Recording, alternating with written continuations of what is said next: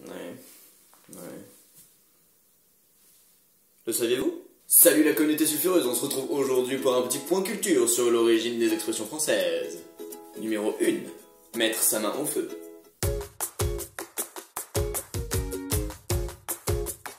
Cette expression nous date du Moyen-Âge. À cette époque-là, lors des interrogatoires, quand il galérait un petit peu à trouver la solution, il donnait à l'accusé une barre qui sortait directement des braises, ou genre carrément la main dans un gant métallique sorti du feu aussi, et il vérifiait 3 jours après la cicatrice, en l'occurrence ça devait être sur toute la main quand c'était le gant métallique, et si la cicatrice était belle, alors je sais pas comment une cicatrice qui te prend toute la main et qui vient d'un gant métallique dans les braises peut être belle, mais si elle était belle, t'étais innocent. Non mais genre tranquille quoi, en fait, t'as tué 3 mecs, tu mets ta main dans un gant en feu, si tu ressors 3 jours après, t'as de la chance, t'as une cicatrice qui est belle, t'as rien fait quoi.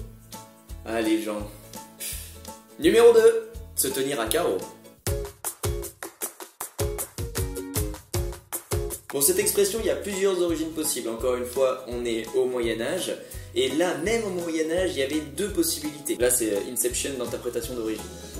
Le carreau, pour ceux qui ne le savent pas, ça ressemble à ça. Et c'est la munition de l'arbalète. Comme la flèche et la munition de l'arc, par exemple. Et du coup, les gardes qui étaient planqués sur leurs échauguettes, ça ressemble à ça, une échauguette, devaient se tenir à carreau, c'est-à-dire prêts à recharger leurs arbalètes pour pouvoir tirer sur les ennemis. Ils devaient donc se tenir en alerte. Et la deuxième interprétation du Moyen-Âge, là c'est de l'autre côté de la bataille, c'est si tu avais un risque de te prendre un carreau d'arbalète dans le... J'ai pas de terme élégant là. À ce moment-là, il fallait se tenir hors de portée des carreaux et donc faire attention à ce que justement on ne soit pas dans la ligne de mire. Deuxième interprétation possible, juste pour cette expression-là, ça viendrait des jeux de cartes avec les 4 signes, pique, cœur, carreau et trèfle. Le cœur représentant le courage ou la noblesse, le pique représentant l'infanterie, le trèfle représentant le fourrage, rapport au plantain, je vous vois venir. Et le carreau représentant donc toujours la munition de l'arbalète qui était une position stable et forte.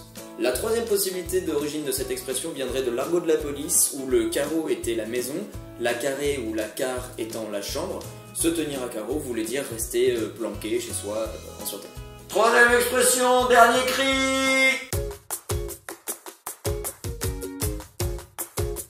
Wow, wow, wow. Ouais, dernier cri, époque, vous l'avez. Moyen-Âge, oui. À cette époque-là, il n'y avait pas la télévision, il n'y avait pas les journaux, il n'y avait pas Facebook, il n'y avait pas Twitter. Il y avait donc des crieurs qui venaient sur les places publiques pour annoncer les dernières nouvelles.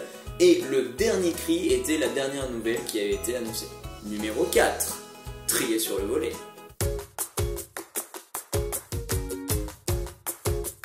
Attention, vous l'avez, Moyen-Âge. À cette époque, il y avait des volets, c'était un tissu très fin et très léger qui voltait, qui servait à fabriquer des tamis pour pouvoir trier les graines. Au XVe siècle, le même mot désignait une assiette en bois qui permettait de trier les fèves et les pois. Et oui, Jamy. Numéro 5, tomber dans le panneau.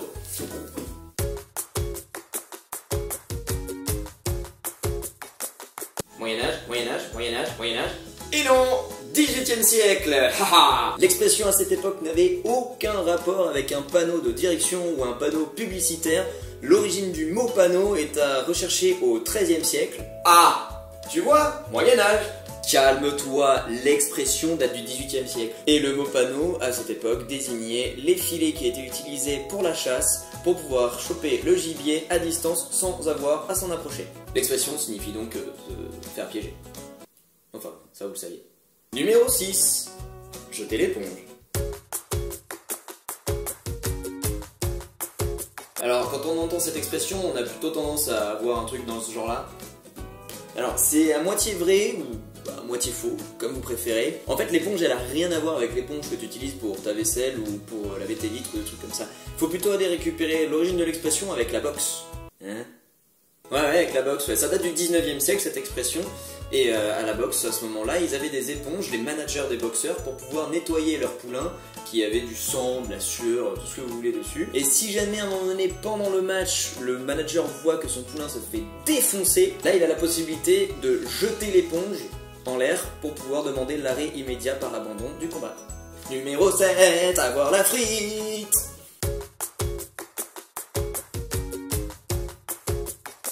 Avoir la frite est une expression des années 70 qui est le successeur d'avoir la patate, qui est une expression, elle, du début du XXe siècle. À cette époque-là, pour eux, la patate avait plus ou moins une forme de tête. Quand on avait la patate, ça voulait dire qu'on avait une bonne tête, qu'on était en forme, par lien de cause à effet. Pour ce qui est d'avoir la frite étant faite à partir de la patate. Je vous fais pas un dessin. Hein. Numéro 8. En faire tout un fromage. Expression qui date du XXe siècle, très facile à expliquer. On part d'un ingrédient simple, le lait. On arrive à en faire quelque chose de compliqué, le fromage. Peut-être faire une vidéo sur le fromage, moi. Ce serait pas mal ça. C'est tout pour aujourd'hui. Si vous avez aimé le contenu ou si vous avez appris des choses, n'hésitez pas à partager la vidéo, ça fait toujours plaisir. Et on se retrouve bientôt pour de nouvelles aventures.